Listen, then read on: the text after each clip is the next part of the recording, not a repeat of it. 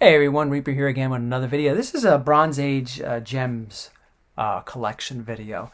Um, I like to every now and then do these collection videos. It gives me a chance to go through my collection and see, hey, this is a really good Bronze Age cover, a really good Bronze Age book for whatever reason, whether it's cover or first appearance. And I like to show them in these videos. Again, these are a lot of these books you've seen more or less on this channel. But I've said in a previous video, you may not always want to go through the backlog of videos I have. Like, oh, when there are a bunch of Bronze Age books in this video or that video scattered around. It's always nice just to have them in one little clump of videos. So this could be one of a few videos I'm going to do when it comes to the Bronze Age. You're not gonna see in this video or in any other Bronze Age videos, nice Bronze Age books to have like Incredible Hulk 181. I think we already know that. Amazing Spider-Man 129 and those type of books. I'm gonna avoid those. Although some of the books I may show might be pricey, but I am gonna avoid those. The Marvel Spotlight 5, because I feel I've talked about those books more or less over and over again, where you know that they're good Bronze Age books, or something to that effect. All right, so you pretty much know that. But here's a couple that more than a couple that I think sometimes are forgotten about, that I think are really cool from the Bronze Age. So we'll start off with Batman 258, the first appearance of, well, is it the first appearance or the first mentioning of Arkham Asylum? I forget. I haven't cracked this book open in a while. But regardless, I think it's still a pretty good book to get. The cover's okay. The cover's not that great. And you know something? I think this book is very affordable. Okay, and I think the reason why it's affordable is because the cover I don't think is that great. Now, if it was really, if they were introducing, like they do in the book Arkham Asylum, or they called it Arkham Hospital, I believe, and the cover showed that in the background, it probably would have made the book a little more valuable. We've talked about that in previous videos, or I've talked about that rather, when it comes to the Scarecrow, his first appearance and his second appearance. You would think his first appearance would be worth more. It's expensive, but it's not nearly as much as Detective Comics 73, that classic Golden Age Scarecrow cover. It's because of the cover. Here's another one that I think, it's picking up, I think, or has picked up in a while. My copy's like a mid-grade copy, nothing spectacular, but I think this is worth getting, and it's a pretty cool Bronze Age book. Tomb of Dracula, #1, right? Pretty cool. This one was a gift from Nick. It's a double cover. I told the story about this when Nick gifted this to me a couple of years ago now. And I was looking through it. I was like, oh, wow, it's nice. I don't have this. This is pretty cool. I read through it, and then I sent him that email.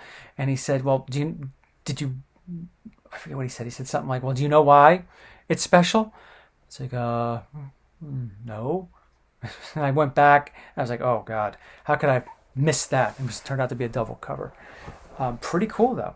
Tomb of Dracula #2. I've often said that I'm not a big fan of the Marvel frames, but as I go through the Bronze Age collection, as I pick up a couple more Bronze Age books, I'm starting to become a fan of them. Now, this is what I said many years ago when I first started making videos. I said I would never buy a book that had a date stamp on it. No way. Well, that changed. That changed within a couple of years.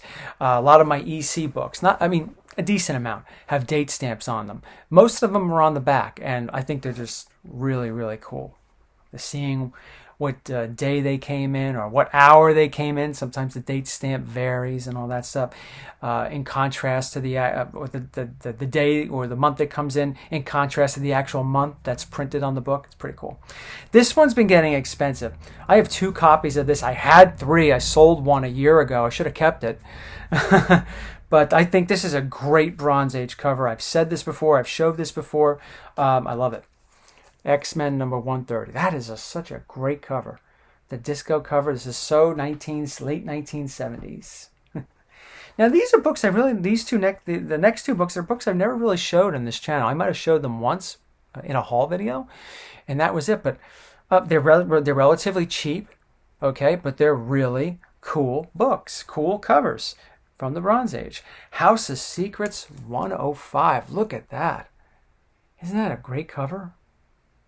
Super awesome to have. You can spend all day looking at House of Secrets, House of Mystery books from the 1970s, Witching Hour, and just be in awe of some of those covers. And sadly, a lot of them, don't really get recognized. They get recognized by fans that love the covers or the artists that draw them, but they haven't really picked up in price. Some of them have, but not really too much. And I think that's one of the nicer ones, definitely. Along with this one, I just love this one. House of Mystery 208. Look at that. That is so cool. So cool. Close. No One Dies Today. Oh, that's so nice of Death. And we got a couple more, a few more here, and then we're going to end. Again, another book that I don't think gets much love. It's not cheap, but I don't think it gets much love. And I've said this before. All-Star Western number 10, first appearance of Jonah Hex. Here's another one. I mean, I don't really think it gets that much recognition, but you might want to keep your eye on it, because as of X-Men, when they come into the MCU, everyone's excited about that. You might want to pay closer attention to this one. This is Amazing Adventures number 11, the first time Beast is furry. That's the Beast that I think became interesting. A lot of those early X-Men, like Beast, like Angel, like Jean Grey / Marvel Girl, they weren't very interesting. They were just very boring. Cyclops was pretty cool. Iceman was pretty cool. But the others were just like, blah. But then when Beast got his fur, he became a more interesting character. He became a more visual character. When Jean Grey became the Phoenix, who would argue that she didn't become a better character? She just sort of was there before that. She just happened to be there. That had in my view, a very, very underdeveloped power. It really wasn't talked about it was talked about, but it wasn't until the Phoenix where you saw that Jean Grey was really a character that not to contend with. Right? She was really, really tough and all that. And same thing with Angel. He was another blah character that really didn't become interesting story-wise or visually until he became Archangel. So those old X-Men, the original team, needed to have a little bit of work done to them. And I think the first one to have work done was Beast when he became furry in the early 70s, followed by Jean Grey when she became Phoenix, and then lastly by Angel, who became Archangel in the mid 80s. Last one. This one's not necessarily cheap, but I say it over and over again. I mentioned this.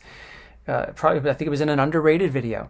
I don't think it gets its due. But I do think eventually it will. This is Iron Fist 14, the first appearance of Sabretooth. This is a nice high-grade copy that I bought back in 94. 94 was a big year for me when I first started collecting. I first got Punisher, then I got Wolverine, and then I got Sabretooth.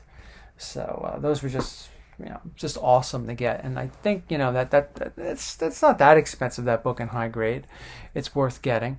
I mean, it's not $50, but for those that still haven't picked up Sabretooth, I think you should. Sooner than later. Well, anyway, those are just some Bronze Age gems that I managed to pick out of some of my boxes here. I'll make another video with some more. I hope you enjoyed the video, and take care.